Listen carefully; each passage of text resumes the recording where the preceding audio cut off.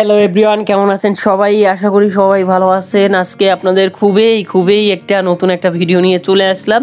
তো যারা নতুন আছেন তারা চ্যানেলটা সাবস্ক্রাইব করে রাখবেন। তো দেখেন আমরা কিভাবে রবি সিমে এমার্জেন্সি ব্যালেন্স আনবো।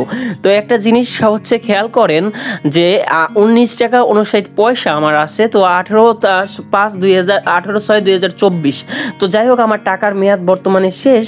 তো শেষ যেহেতু, তারপরেও আমি কিভাবে এমার্জেন্সি ব্যালেন্স আনবো, অবশ্যই কিন্তু আপনার টাকার মেয়াদ কিন্তু থাকতে হবে। ওকে, আপনার মেইন ব্যালেন্সের টাকার মেয়াদ থাকতে হবে, আর নয় হবে না। তো ফার্স্ট অফ অল আপনি *121# ডায়াল করে দিব।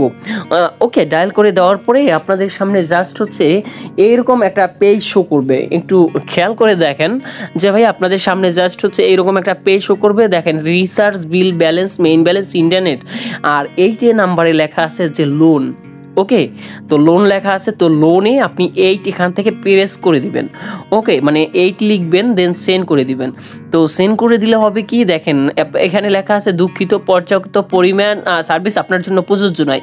তো আমার জন্য প্রযোজ্য নয়, কারণ এটা ভাইয়া আমার ব্যালেন্স এর মেয়াদ নেই, এর জন্য আমার এইটা। তো আপনারটা 100% এসে পড়বে ভাইয়া, 100%। ওকে, তো আপনি এইভাবেই নিতে পারবেন এবং নানা ধরনের ইনফরমেশন জানতে পারবেন যে আপনার বকেয়া কোনো টাকা পয়সা আছে কিনা, বা আগে ছিল কিনা, বা আপনার এইটা দেওয়া যাবে কিনা। তো যাই হোক, নানা ধরনের *12# ডায়াল করে দিবেন, দেন আপনার এমার্জেন্সি ব্যালেন্স চলে আসবে। ওকে, তো এরকম ভাবেই আপনি খুব সহজে কাজটা করে নিতে পারবেন।